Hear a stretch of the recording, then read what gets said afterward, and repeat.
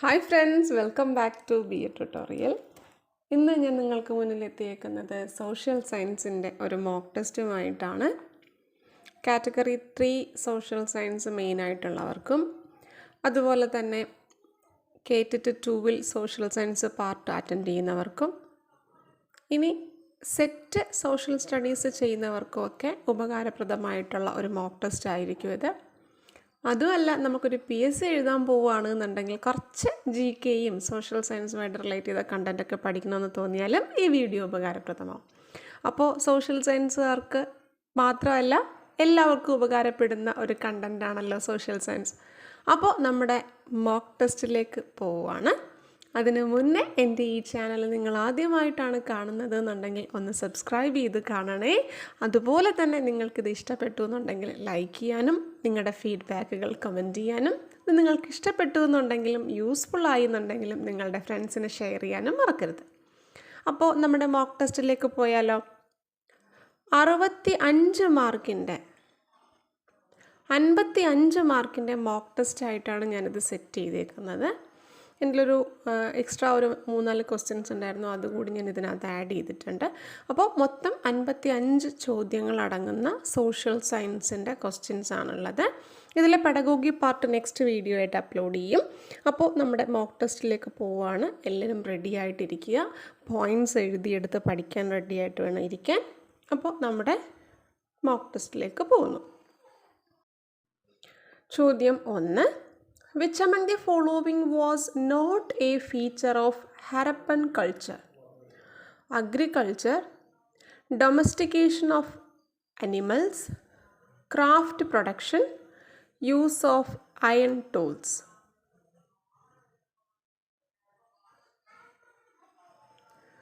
Answer വരുന്നത് use of iron ടൂളാണ് ഹാരപ്പൻ കൾച്ചറിൻ്റെ ഫീച്ചറിനകത്ത് ഉൾപ്പെടാത്തത്. ചോദ്യം 2. Human capital refers to skill and expertise of workers, training of workers, education of workers, all of the above. Answer all of the above ആണ്. ഹ്യൂമനിലുള്ള training, education ഇതെല്ലാം എന്താണ് human ക്യാപിറ്റലുമായിട്ട് ബന്ധപ്പെട്ടതാണ്. അടുത്ത 3-ാമത്തെ ചോദ്യം. Identify the grammar text included in Sangam literature. Akananuru, Purananuru, Manimekalai, തൊൽക്കാപ്പിയം.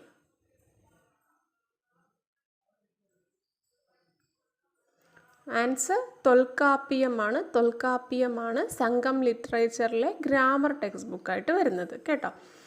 4-ാമത്തെ ചോദ്യം. Product method of calculating national income is also known as income method, value added method, distribution method, expenditure method.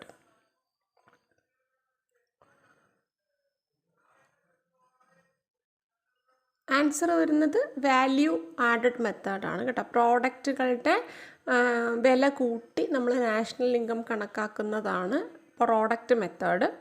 ഈ product മെത്തേഡിനെ value added method എന്നുള്ള പേരിലും അറിയപ്പെടുന്നുണ്ട്. ചോദ്യം 5. Pedology deals with land form, soil, rock, water.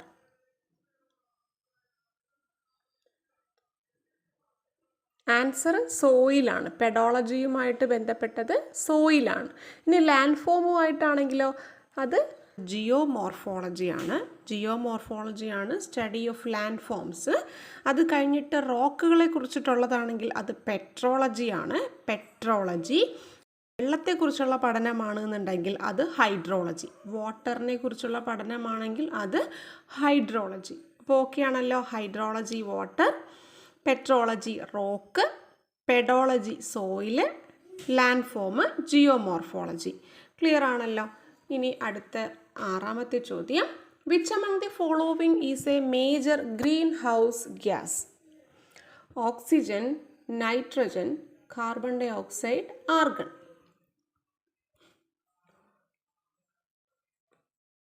Answer carbon dioxide ആണ്. അപ്പോൾ ഇവിടെ തന്നേക്കുന്നതിനകത്ത് green house gas എന്ന് പറയുന്നത് കാർബൺ ഡൈ ഓക്സൈഡ് ആണ്. മറ്റ് ഗ്രീൻ ഹൗസ് ഗ്യാസസുകളുമുണ്ട്. മീഥെയിൻ, ഓസോൺ, നൈട്രസ് ഓക്സൈഡ്, ഇതൊക്കെ ഗ്രീൻ ഹൗസ് ഗ്യാസസ് ആണ്. ഏതൊക്കെയാണ്? Methane, ozone, nitrous oxide, carbon dioxide, ഇതെല്ലാം ഏതുമായിട്ട് ബന്ധപ്പെട്ടതാണ്? ഗ്രീൻ ഹൗസ് ഗ്യാസസ് ആയിട്ട് ബന്ധപ്പെട്ടതാണ്. അന്തരീക്ഷത്തിൽ ചൂട് കൂടുന്നതിന് കാരണമാകുന്ന വാതകങ്ങളാണ് ഗ്രീൻ ഹൗസ് ഗ്യാസ്. ഓക്കെ, അടുത്ത 7ാമത്തെ ചോദ്യം. The president of India take oath of officer before vice president, prime minister, chief election commissioner, chief justice of India.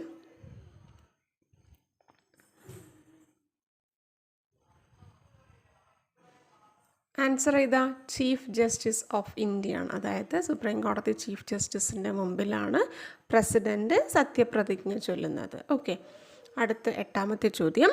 Which of the following land form is formed in a convergent margin? The Himalaya, mid Atlantic ridge, San Andreas fault, the western Ghats.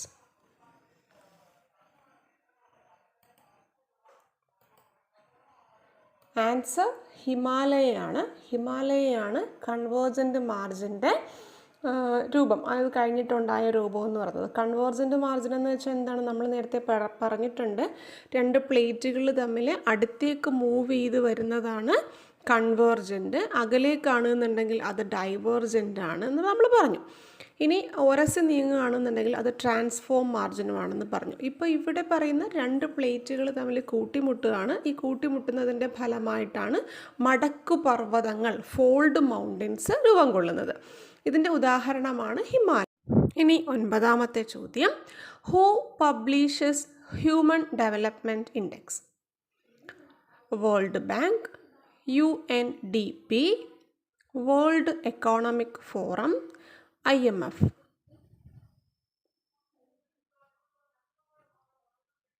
Answer UNDP ആണ്. UNDP എന്ന് വെച്ചാൽ united nations development പ്രോഗ്രാമാണ് human development index publish ചെയ്യുന്നത്. ആരാണ്? UNDP, united nations development program. അടുത്ത 10ാമത്തെ ചോദ്യം. No taxation without representation was a slogan related to French revolution, glorious revolution, American war of independence, Russian revolution. Answer American war of independence ആണ്. ഇനി നമുക്കിതുമായിട്ട് ബന്ധപ്പെട്ട കുറച്ച് വർഷങ്ങൾ കൂടി നോക്കാം.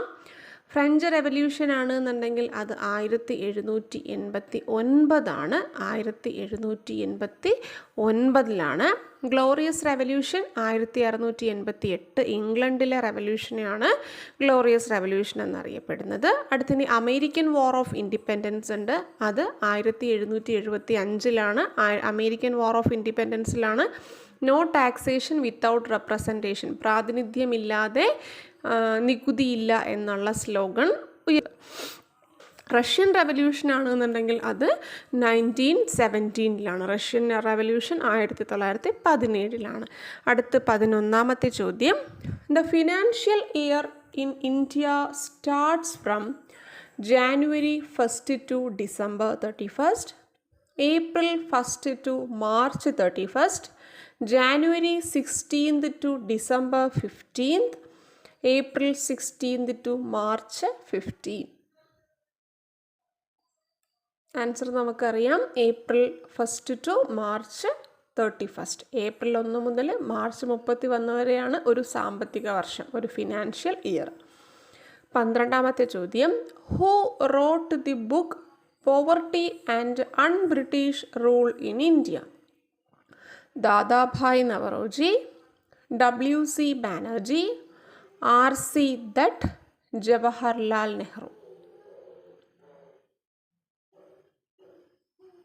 ആൻസർ ദാദാഭായ് നവറോജിയാണ്. ദാദാഭായ് നവറോജിയുടെ ബുക്കാണ് poverty and un-British rule in India. അടുത്ത 13ാമത്തെ ചോദ്യം. In topographical maps the road are shown in blue colour, red colour, green colour, black colour. നമ്മൾ പഠിച്ചതാണല്ലേ കഴിഞ്ഞ ക്ലാസ്സിൽ.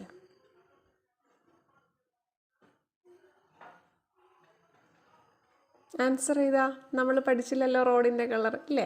ഇവിടെ എന്താ വരുന്നത്? റെഡ് കളറാണ്. നമ്മൾ കഴിഞ്ഞതിൽ പഠിച്ചു മാൻമെയ്ഡ് ആയിട്ടുള്ള കാര്യങ്ങളെല്ലാം റെഡ് കളറിലാണ് എന്ന് പഠിച്ചു ഇല്ലേ? അപ്പോൾ റോഡ് മാൻമെയ്ഡ് അല്ലേ? അപ്പോൾ റോഡ് എന്ത് കളറിലാണ് കാണിക്കുന്നത്? റെഡ് കളറിലാണ് കാണിക്കുന്നത്. ഓക്കെ, അടുത്ത 14ാമത്തെ ചോദ്യം. The term Mahal denotes village, peasant, tax, farm.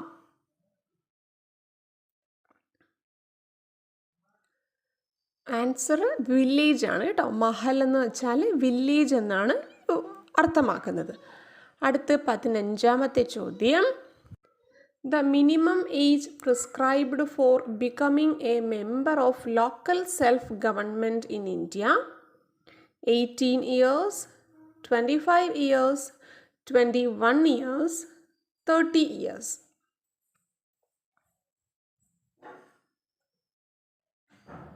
Answer 21 years ആണ്. അതായത് സെൽഫ് ഗവൺമെൻറ്, ലോക്കൽ സെൽഫ് ഗവൺമെൻറ്റിൽ മത്സരിക്കാൻ വേണ്ട പ്രായം 21 വയസ്സാണ്. അതായത് പഞ്ചായത്ത് രാജ് സിസ്റ്റത്തിൽ നമ്മൾക്ക് മത്സരിക്കാൻ വേണ്ട വയസ്സ് എന്ന് പറയുന്നത് 21 വയസ്സാണ്. അപ്പം ബാക്കിയുള്ളതിൻ്റെ വയസ്സ് കൂടി നമ്മൾക്കൊന്ന് നോക്കാം, അപ്പോൾ കൺഫ്യൂഷൻ വരത്തില്ലല്ലോ. 18 വയസ്സ് എന്ന് പറയുന്നത് വോട്ട് ചെയ്യാനുള്ള ഏജാണ് കേട്ടോ. യൂണിവേഴ്സൽ അഡൾട്ട് ഫ്രാഞ്ചൈസ് സ്റ്റാർട്ട് ചെയ്യുന്നത് 18 വയസ്സിലാണ്. സാർവത്രിക വോട്ടവകാശം ആരംഭിക്കുന്നത് 18ാമത്തെ വയസ്സ് മുതൽ ആണ്.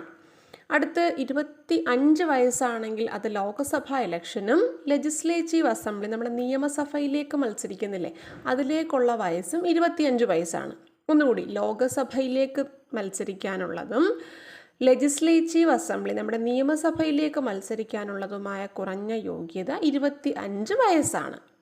ഇനി അത് രാജ്യസഭയാണെങ്കിൽ 30 വയസ്സാണ്. ഇനി പ്രസിഡന്റ് സ്ഥാനത്തേക്കാണെന്നുണ്ടെങ്കിൽ അത് 35 ആണ്. ഒന്നുകൂടി, 25 വയസ്സാണെങ്കിൽ ലോകസഭ നിയമസഭ ഇലക്ഷൻ, അതുപോലെ തന്നെ 30 ആണെന്നുണ്ടെങ്കിൽ രാജ്യസഭ ഇലക്ഷൻ, 35 ആണെന്നുണ്ടെങ്കിൽ അത് പ്രസിഡന്റ് അല്ലെങ്കിൽ രാഷ്ട്രപതി ഇലക്ഷന് വേണ്ടിയിട്ടുള്ള വയസ്സാണ്. രാഷ്ട്രപതിയായിട്ട് മത്സരിക്കുന്നതിന് വേണ്ടിയിട്ടുള്ള യോഗ്യതയാണ്. ഓക്കെ ആണല്ലോ. അടുത്ത് 16.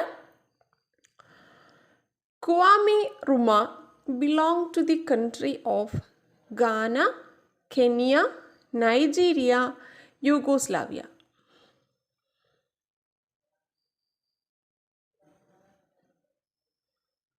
ആൻസർ ചെയ്താ ഘാനയാണ്. അതായത് ക്വാമി റൂമ എന്ന് പറയുന്നത് ഘാനയിലെ ഫസ്റ്റ് പ്രൈം മിനിസ്റ്ററാണ് കേട്ടോ. ഇത് വെസ്റ്റ് ആഫ്രിക്കയിലാണ് ഘാനയുടെ ആദ്യത്തെ പ്രൈം മിനിസ്റ്റർ എന്ന് പറയുന്ന ആളാണ് ക്വാമി റൂമ.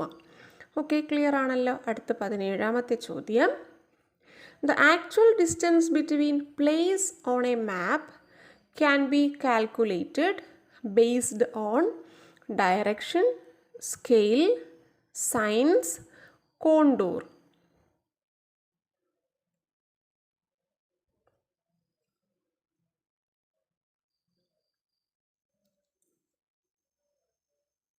ആൻസർ സ്കെയിലാണ് കേട്ടോ. സ്കെയിലാണ് ആക്ച്വൽ ഡിസ്റ്റൻസും മാപ്പിലെ ഡിസ്റ്റൻസും തമ്മിൽ കാണിക്കുന്നത്. അതായത് ഇപ്പോൾ ആക്ച്വൽ ഡിസ്റ്റൻസിൽ നമുക്കൊരിക്കലും മാപ്പിൽ വരയ്ക്കാൻ കഴിയില്ല.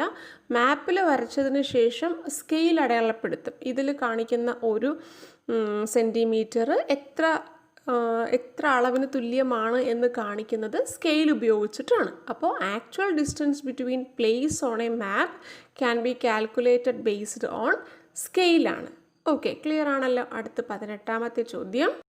Branch of geology that deals with the study of land forms: pedology, petrology, geology, geomorphology. Answer ജിയോമോർഫോളജിയാണ്. നമുക്കറിയാം ഇല്ലേ, നമ്മൾ നേരത്തെ പഠിച്ചതാണ്. ഇപ്പം തന്നെ എന്താണ് സ്റ്റഡി ഓഫ് ലാൻഡ് ഫോംസ് വരികയാണെങ്കിൽ ജിയോമോർഫോളജിയാണ്. പെട്രോളജി വരുമ്പോൾ റോക്കാണ്. പെഡോളജി വരുമ്പോൾ സോയിലാണ്. ജിയോളജി എന്താണ്? സയൻസ് ഓഫ് എർത്താണ് കേട്ടോ ജിയോളജി. അടുത്ത് 17 വരുമ്പോൾ അടുത്ത് 19ാമത്തെ ചോദ്യം. Who regulated mutual funds in India? SIDBI, LIC, SEBI, NABARD.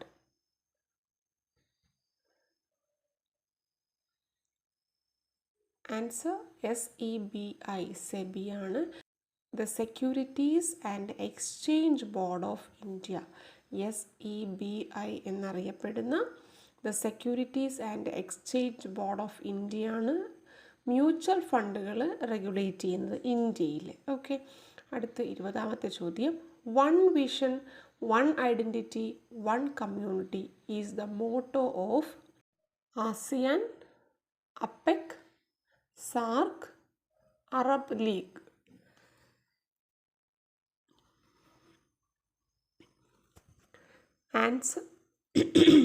Answer ASEAN ആണ്. ആസിയാൻ എന്ന് വെച്ചാൽ association of south east Asian നാഷനാണ്. Association of south east Asian നാഷനാണ് ആസിയാൻ. ആസിയാൻ്റെ മോട്ടോ ആണ് one vision, one identity, one community. അടുത്ത 21ാമത്തെ ചോദ്യം. The present chief election commissioner of India. Om Prakash Rawat, Sunil Arora, Achal Kumar Jyoti, Naseem Zaidi.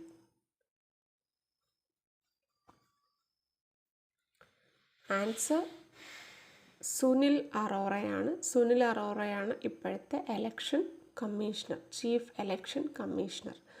അടുത്ത 22ാമത്തെ ചോദ്യം. The megalithic age of ancient Tamilakam belong to stone age, iron age, bronze age, copper age. Answer ഇതാണ്, iron age ആണ്. ആ megalithic age, തമിഴകത്തിൻ്റെ മെഗാലിത്തിക് ഏജ് എന്ന് പറയുന്നത് അയൺ ഏജ് ആണ്. ഓക്കെ, അടുത്ത 23. Sea floor spreading is. 23. Sea floor spreading is associated with transform margin, convergent margin, divergent margin, shear margin.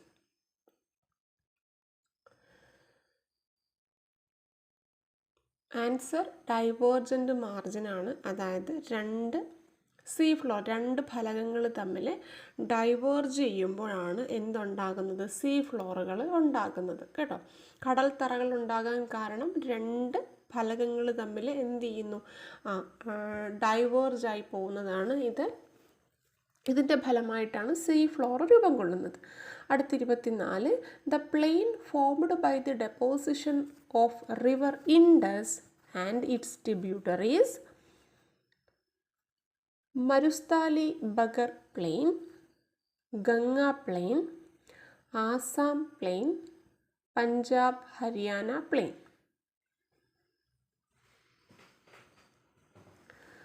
Answer Punjab Haryana plain ആണ്. അതായത് ഇൻഡസ് റിവറിൻ്റെ, സിന്ധു നദീൻ്റെ ഡെപ്പോസിഷൻ, സിന്ധു നദിയുടെയും അതിൻ്റെ ട്രിബ്യൂട്ടറീസിൻ്റെയും ഡെപ്പോസിഷൻ വഴി ഫോം ചെയ്ത പ്ലെയിനാണ് പഞ്ചാബ് ഹരിയാന പ്ലെയിൻ. ഓക്കെ, അടുത്ത 25ാമത്തെ ചോദ്യം. The ex officio of Rajya Sabha is president, speaker, vice president, prime minister. Answer vice president ആണ്. രാജ്യസഭയിലെ എക്സ് ഒഫീഷ്യോ എന്നറിയപ്പെടുന്നത് വൈസ് പ്രസിഡൻറ്റിനെയാണ്. അടുത്ത് 26. Which one of the following is not a feature of underdeveloped economy? High level of inequality, high level of poverty, low level of productivity, high standard of living. Answer high standard of living ആണ്. അതായത് under developed എക്കോണമിയാണ്, develop അല്ല, ഡെവലപ്പിങ്ങും അല്ല, under developed ആയിട്ടുള്ള ആൾക്കാർ ആ ഒരു എക്കോണമിയുടെ feature അല്ലാത്തത് ഏത് എന്നാണ് ഇല്ലേ. അപ്പോൾ എന്താണ് high level inequality, high level poverty, low level of productivity, ഇതെല്ലാം അണ്ടർ ഡെവലപ്ഡ് എക്കോണമിയുടെ ഫീച്ചേഴ്സാണ്. ഇവിടെ വരുന്ന ഹൈ സ്റ്റാൻഡേർഡ് ഓഫ് ലിവിങ് എന്ന് പറയുന്നത് അണ്ടർ ഡെവലപ്ഡ് കൺട്രീസിന് സ്വപ്നം കാണാൻ പോലും പറ്റാത്തതാണ് അല്ലേ. അപ്പോൾ ഇവിടുത്തെ ഫീച്ചേഴ്സ് എന്ന് പറയുന്നത് ഹൈ സ്റ്റാൻഡേർഡ് ഓഫ് ലിവിങ് എന്ന് പറയുന്നത് അണ്ടർ ഡെവലപ്ഡ് കൺട്രിക്ക് എക്കോണമിക്ക് ഉള്ള ഫീച്ചേഴ്സ് അല്ല. അടുത്ത 27ാമത്തെ ചോദ്യം, identify the leader of Swaraj party.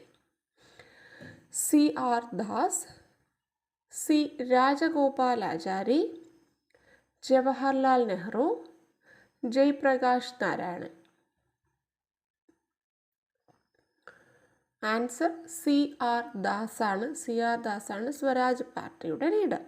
അടുത്ത 28, name the author of Don Quixote. Dante, Erasmus, Boccaccio, Cervantes.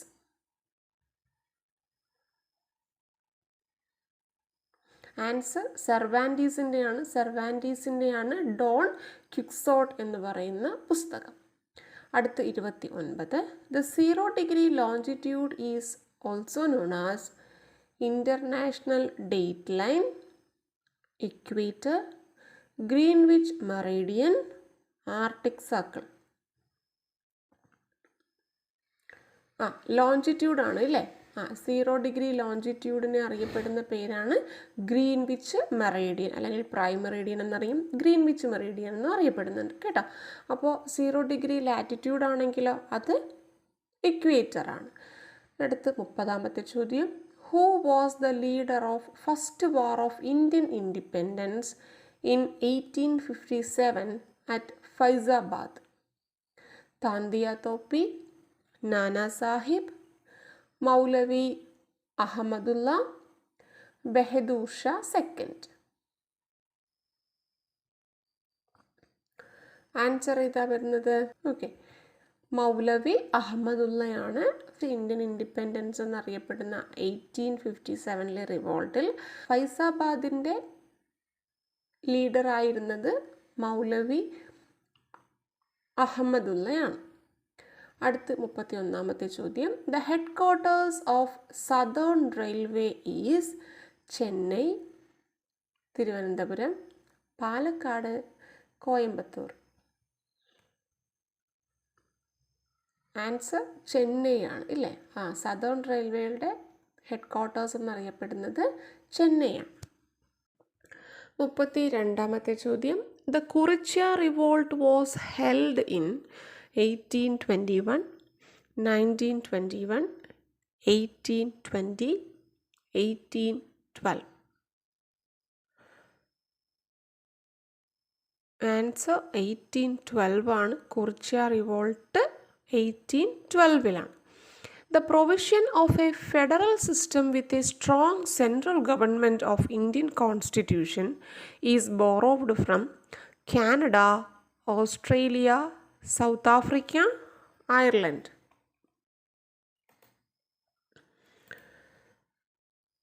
Answer കാനഡയാണ്.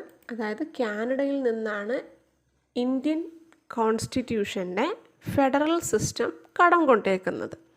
അതായത് ഇന്ത്യൻ കോൺസ്റ്റിറ്റ്യൂഷൻ എന്ന് പറയുന്നത് മറ്റ് പല രാജ്യങ്ങളുടെയും കോൺസ്റ്റിറ്റ്യൂഷനിലെ ഭാഗങ്ങൾ കടമെടുത്ത കുറേയധികം കാര്യങ്ങൾ നമ്മുടെ ഇന്ത്യൻ കോൺസ്റ്റിറ്റ്യൂഷനകത്തുണ്ട്. അതിൽ ഫെഡറൽ സിസ്റ്റം കടമെടുത്തേക്കുന്നത് കനേഡിയൻ കോൺസ്റ്റിറ്റ്യൂഷനിൽ നിന്നാണ്, കാനഡയിലെ കോൺസ്റ്റിറ്റ്യൂഷനിൽ നിന്നാണ് നമ്മൾ എടുത്തേക്കുന്നത്. ഓക്കെ, അടുത്ത് 34ാമത്തെ ചോദ്യം, The settlement pattern that develops parallel to road, river, coastlines, etc. Linear pattern, star pattern, circular pattern, rectangular pattern.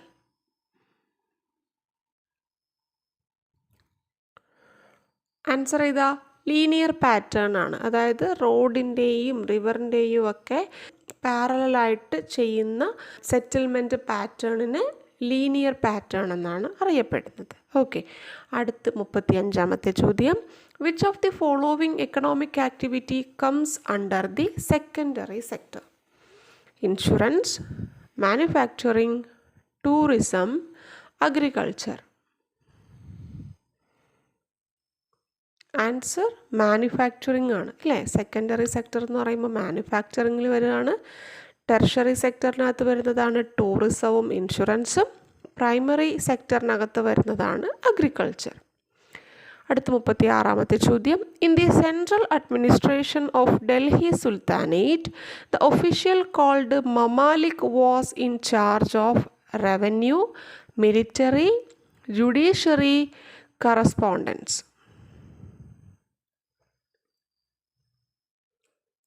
മമാലിക്കിൻ്റെ duty എന്താ? മമാലിക്കിൻ്റെ ചാർജ് മിലിറ്ററി ആണ് കേട്ടോ. സൈനികപരമായ കാര്യങ്ങളാണ് മമാലിക്കിൻ്റെ ഡ്യൂട്ടി.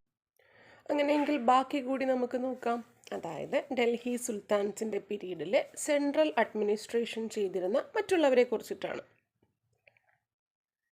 ഓരോ ഒഫീഷ്യൽസിനും പ്രത്യേകം ഡ്യൂട്ടികളായിരുന്നു. ഇവിടെ വരുമ്പോൾ വസീർ ആണ് റവന്യൂ കാര്യങ്ങൾ ചെയ്തിരുന്നത്, മമാലിക് മിലിറ്ററി കാര്യങ്ങൾ, ചീഫ് സദർ, മുഖ്യ സദർ എന്നറിയപ്പെടുന്നത് ചീഫ് സദർ ജുഡീഷ്യറി കാര്യങ്ങൾ നോക്കിയിരുന്നു, ദിവാൻ ഇ ഇൻഷ റോയൽ കറസ്പോണ്ടൻസ് കത്തിടപാടുകളൊക്കെ ചെയ്തിരുന്നത് ദിവാൻ ഇ ഇൻഷയാണ്. ഒന്നുകൂടി നോക്കിക്കേ, വസീർ റവന്യൂ, മമാലിക് മിലിറ്ററി, ചീഫ് സദർ അല്ലെങ്കിൽ മുഖ്യ സദർ ജുഡീഷ്യറി, ദിവാൻ ഇ ഇൻഷ റോയൽ കറസ്പോണ്ടൻസ്. അടുത്ത് 38ാമത്തെ ചോദ്യം, The name of the founder of ആത്മവിദ്യാ സംഘം ചട്ടമ്പി സ്വാമികൾ, വൈകുണ്ഠ സ്വാമികൾ, വാഗ്ഭടാനന്ദ, VT ഭട്ടതിരിപ്പാട്.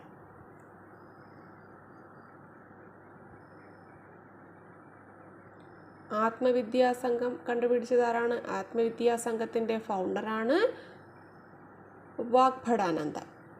അടുത്ത 39ാമത്തെ ചോദ്യം, find out the chairman of the union constitution committee of the constituent assembly. BR Ambedkar, Rajendra Prasad, Sachchidananda Sinha, Jawaharlal Nehru.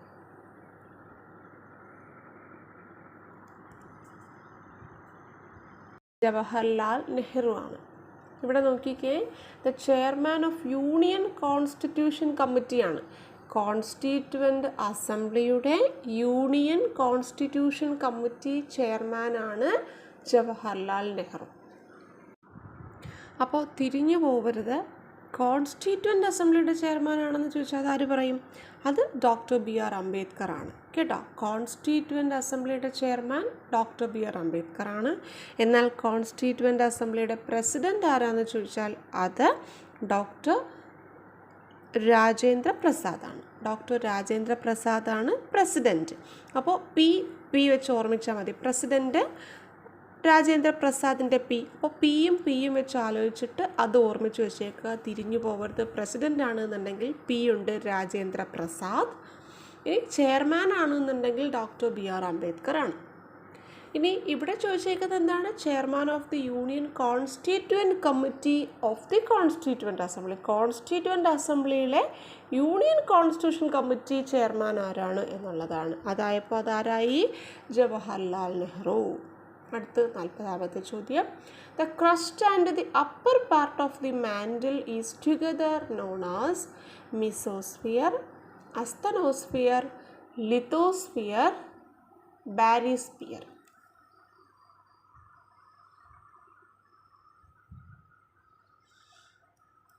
Answer lithosphere ആണ്.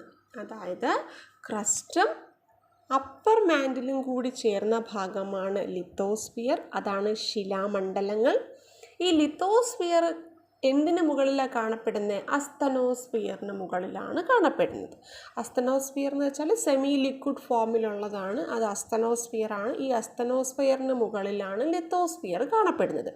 ലിത്തോസ്ഫിയർ ക്രസ്റ്റും അതോടൊപ്പം തന്നെ അപ്പർ മാൻഡിലിൻ്റെ കുറച്ച് ഭാഗവും കൂടി ചേർന്നതാണ് എന്ത്? Lithosphere. The crust and the upper part of the mantle is together known as lithosphere. Lithosphere is containing asthenosphere. എവിടെയാണ് കാണപ്പെടുന്നത്? ലിത്തോസ്ഫിയർ കാണപ്പെടുന്നത് അസ്തനോസ്ഫിയറിന് മുകളിലാണ്. അടുത്ത 41ാമത്തെ ചോദ്യം, who is referred as Piyadasi? Chandragupta Maurya, Kanishka, Ashoka, Samudragupta. Answer ഇതാണ്, അശോകയാണ്. അടുത്ത് 42ാമത്തെ ചോദ്യം, Kalbaisakhi occurs during summer season, winter season, south west monsoon season, north east monsoon season.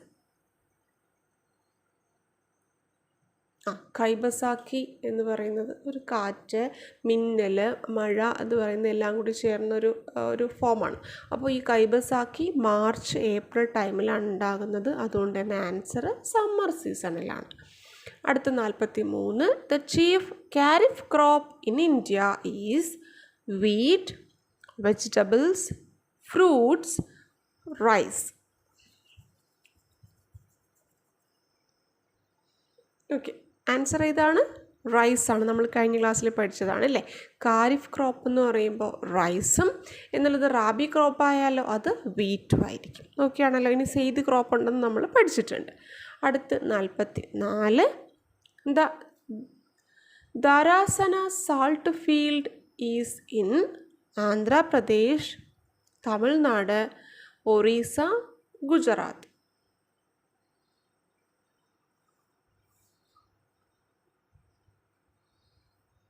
Answer ഗുജറാത്താണ്. ഗുജറാത്തിലാണ് ധാരാസന സാൾട്ട് ഫീൽഡ്. ഓക്കെ, അടുത്ത് 45. The atmosphere layer that helps long distance radio communication. Troposphere, thermosphere, ionosphere, stratosphere.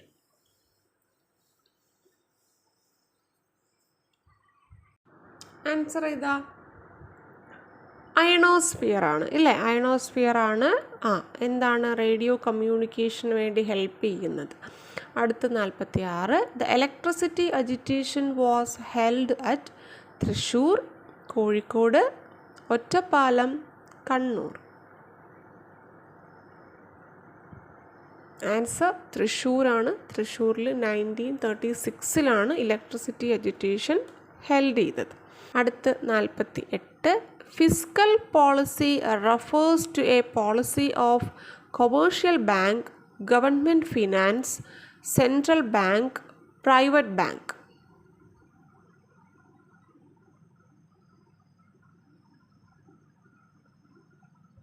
Answer government finance ആണ്. Government ഫിനാൻസിനുള്ളൊരു പോളിസിയാണ് fiscal policy.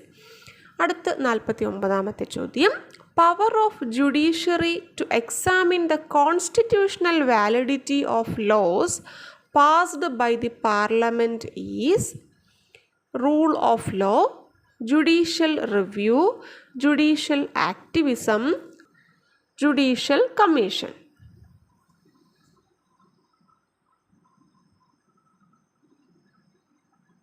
Answer ഇതാണ്. Judicial review ആണ്. Judicial review ആണ് answer. അടുത്ത 50ാമത്തെ ചോദ്യം. IGST means Indian goods and service tax, integrated goods and service tax, initial goods and service tax, none of the above. നമ്മൾ കഴിഞ്ഞ എക്സാമിൽ നോക്കിയതാണല്ലേ IGSTയുടെ ഐ എന്താണ് എന്നുള്ളത്. എന്തായിരുന്നു? ഇൻ്റഗ്രേറ്റഡ് ആയിരുന്നു. അപ്പോൾ ഇവിടെ ആൻസർ ചെയ്ത് വരും integrated goods and service tax. അടുത്ത 51ാമത്തെ ചോദ്യം. National income estimates in India are prepared by NITI Aayog, NSSO, CSO, finance ministry.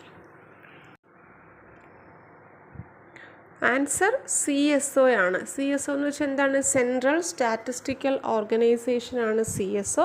CSO ആണ് ഇന്ത്യക്കകത്ത് നാഷണൽ ഇൻകം എസ്റ്റിമേറ്റ് ചെയ്യുന്നത്, കാൽക്കുലേറ്റ് ചെയ്യുന്നത്. അടുത്ത 52ാമത്തെ ചോദ്യം. Which of the following is the largest public sector bank in India? ഇന്ത്യയിലെ വലിയ പബ്ലിക് സെക്ടർ ബാങ്ക് ഏതാണെന്ന്? Canara bank, Indian overseas bank, state bank of India, Dena bank. Answer state bank of India ആണ്. State bank of India ആണ് ഇന്ത്യയിലെ largest public sector bank. അടുത്ത 53. Which of the following country is the permanent observer of united nations organization? South Sudan, Taiwan, Myanmar, Palestine.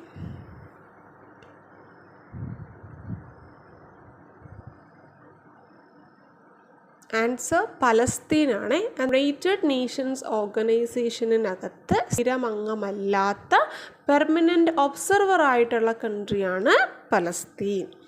അടുത്ത 54, the treaty of Versailles was signed with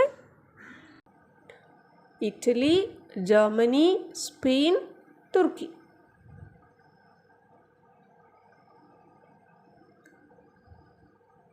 answer ജർമ്മനിയാണ്. അടുത്ത 55, which one of the following is A regional party in India? NCP, BSP, TDP, BJP.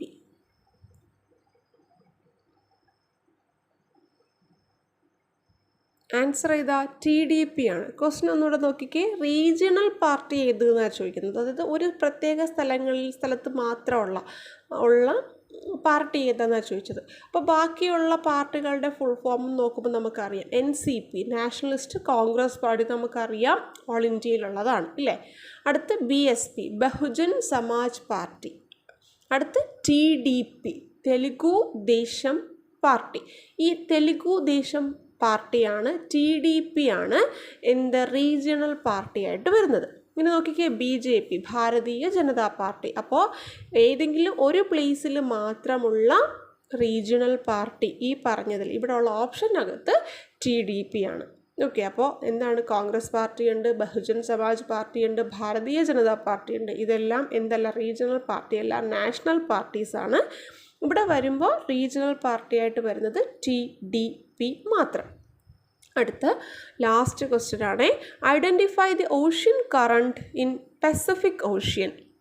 ഒയാഷ്യോ, Agulhas, Canaries, ബെങ്കുവാള.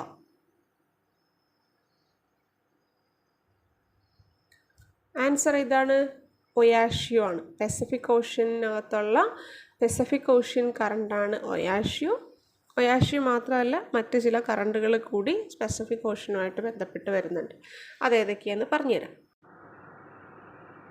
അത് north equatorial current, south equatorial current, counter equatorial current, north Pacific drift, Oyashio current, California current, Peruvian or Humboldt current, east Australia current, Kuroshio system.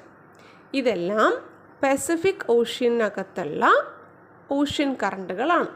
ഒന്നുകൂടി, north equatorial current, south equatorial current, counter equatorial current, north Pacific drift, Oyashio current, California current, Peruvian or Humboldt current, east Australian current, Kuroshio system.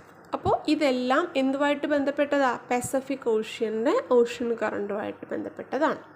അതായത് Pacific ഓഷ്യനിലുള്ള ocean currents ആണ്. അപ്പോൾ ഇത്രയും കാര്യങ്ങളാണ് ഈ ഒരു SS-ൻ്റെ mock ടെസ്റ്റിൽ വന്നത്. അപ്പോൾ ഇത് യൂസ്ഫുൾ ആയെന്ന് തന്നെയാണ് എൻ്റെ വിശ്വാസം. വളരെ കുറച്ച് കാര്യങ്ങൾ എക്സ്പ്ലെയിൻ ചെയ്തിട്ടുള്ളൂ. എക്സ്പ്ലെയിൻ ചെയ്യാത്ത കുറേ കാര്യങ്ങൾ നമ്മൾ കഴിഞ്ഞ ക്ലാസ്സിൽ എക്സ്പ്ലെയിൻ ചെയ്തത് വന്നിട്ടുണ്ട്. അപ്പോൾ ഇനി നെക്സ്റ്റ് വീഡിയോ പെഡഗോഗിയുടെ വീഡിയോ ആയിരിക്കും. അത് ഞാൻ ചെയ്തുകൊണ്ടിരിക്കുകയാണ്, ഉടനെ തന്നെ അപ്ലോഡ് ചെയ്യും. അപ്പോൾ നിങ്ങൾക്ക് ഈ വീഡിയോ തീർച്ചയായും ഇഷ്ടപ്പെട്ടു എന്നുണ്ടെങ്കിൽ കമൻറ്റ് ചെയ്യുക, ലൈക്ക് ചെയ്യുക, ഷെയർ ചെയ്യുക, സബ്സ്ക്രൈബ് ചെയ്യുക. അപ്പോൾ thank you for watching my video.